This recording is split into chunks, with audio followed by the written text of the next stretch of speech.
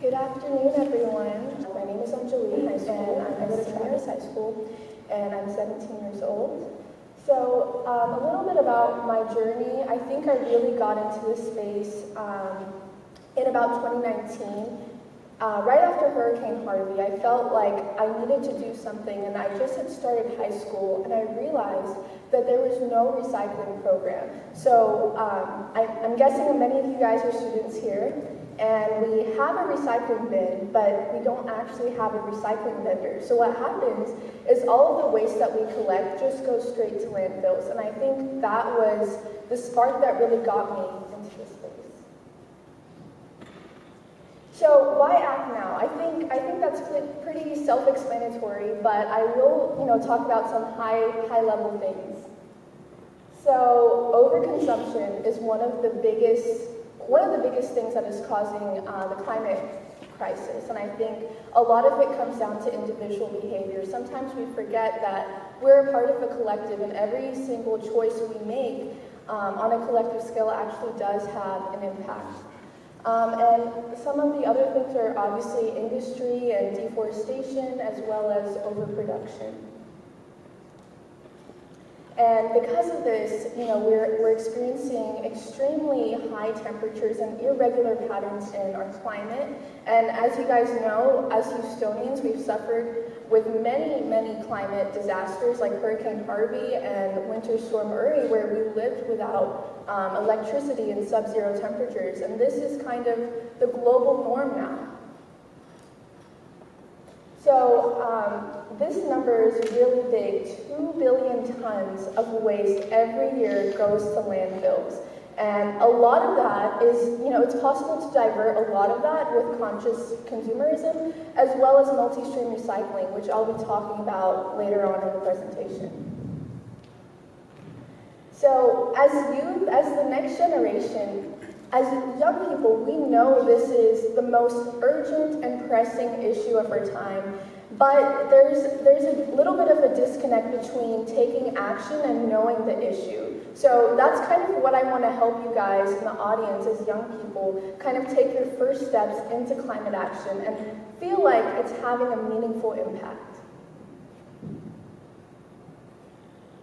So with my climate journey, I'm going to talk about Recycle Fan, and like Makai mentioned, Recycle Fan is the club I started now almost 4 years ago, and it only started off with 3 people.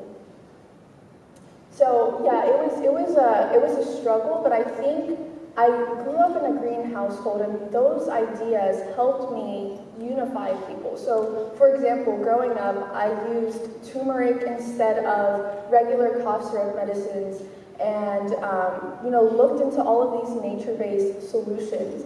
And I think that idea and realizing how nature can provide for us is, the root of my passion. And like I explained earlier, with all of these disasters that came and swooped right through our town, that was kind of a catalyst for me to act.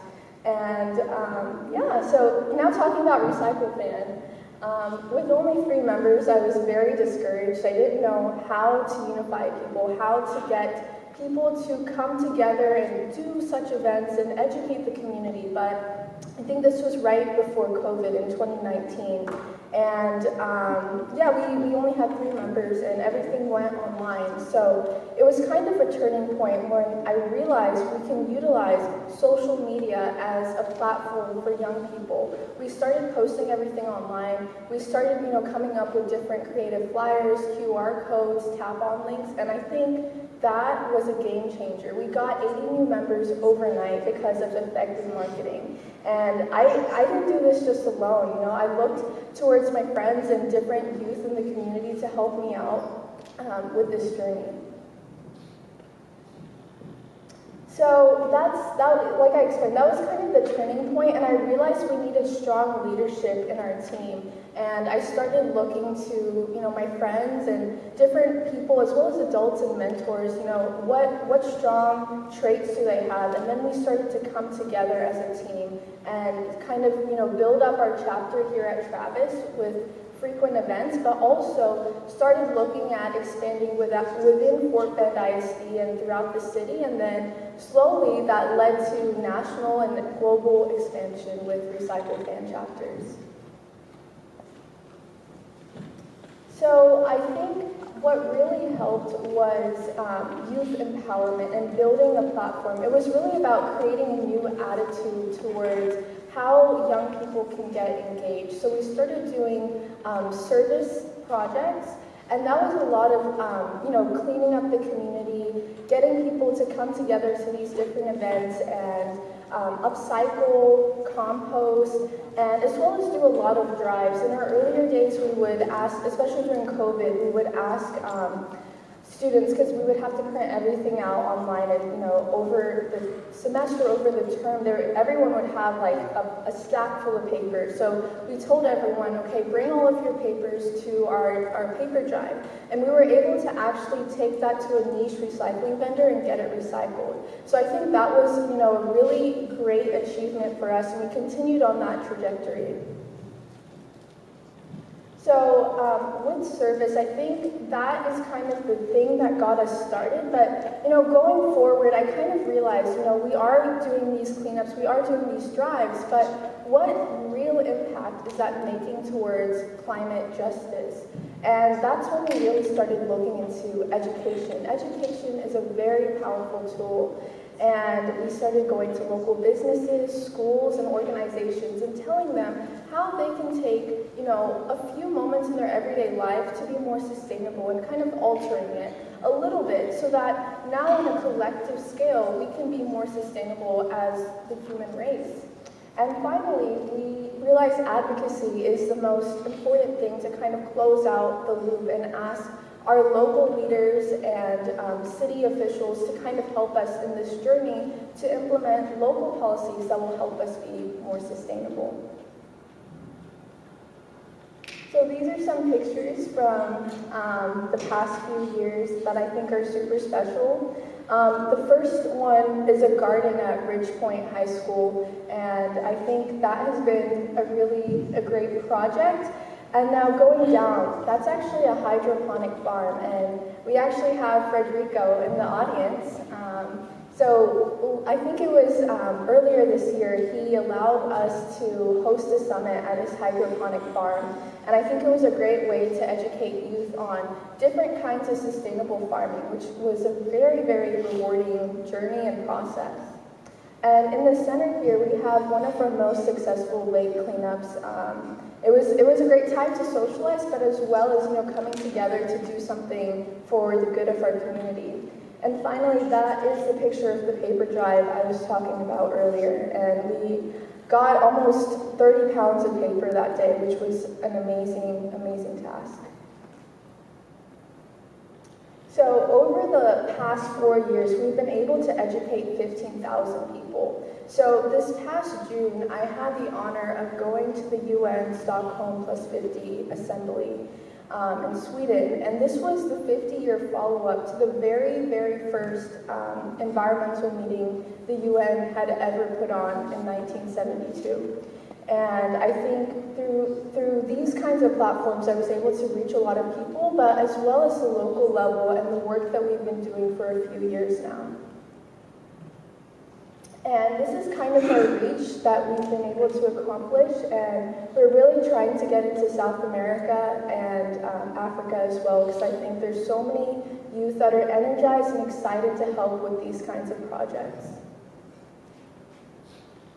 So I think a lot of where we're going to in the future is with town halls and advocacy work to really make youth voices heard and give us a table, give us a seat at the decision-making table, because I think that's kind of the area that's lacking. And I see that there's a lot of youth advisory boards nowadays, but there's no true impact or no true impact youth are able to make with those boards or those organizations. So that's really what we're trying to do, so that youth feel like they're valued, and we're kind of able to bridge the gap between young people and older people that are kind of in decision-making positions.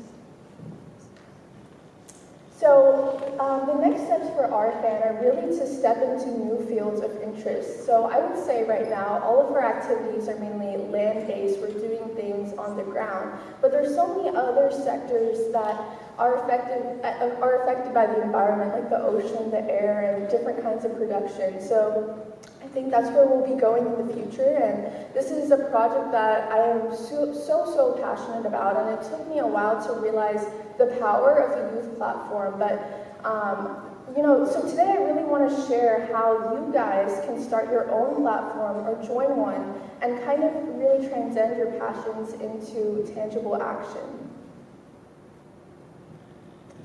So what made our fan successful? So I would say the first thing is that we had regular meetings, regular events, right? And I think that consistency was very important for our growth. And I feel like as high schoolers, as young people, we often, have too much on our plate and we get super busy, and then we're not able to commit to different things.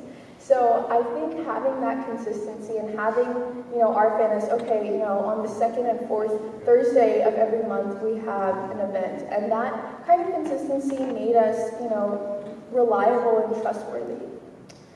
Second, I kind of talked about it earlier, social media engagement. In our youth community, there's so many amazing young people who are talented with Canva and Adobe Pro and those kinds of software that are able to make very interactive posts. And I feel like I'm guilty of it. I'm always on Instagram and TikTok and all those social media platforms, and I'm sure that many of you guys are.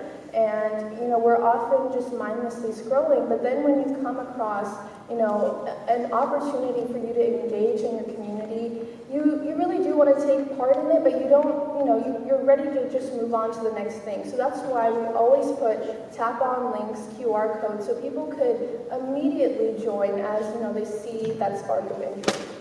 And finally, we are more about, the passion, the story, before any event or before any action. And I think the love that we have for each other is truly what brings us together and therefore inspires the next generation of climate activists. Okay, so now I want to tell you guys that your action matters too. And this is kind of how you guys can get involved in climate advocacy work.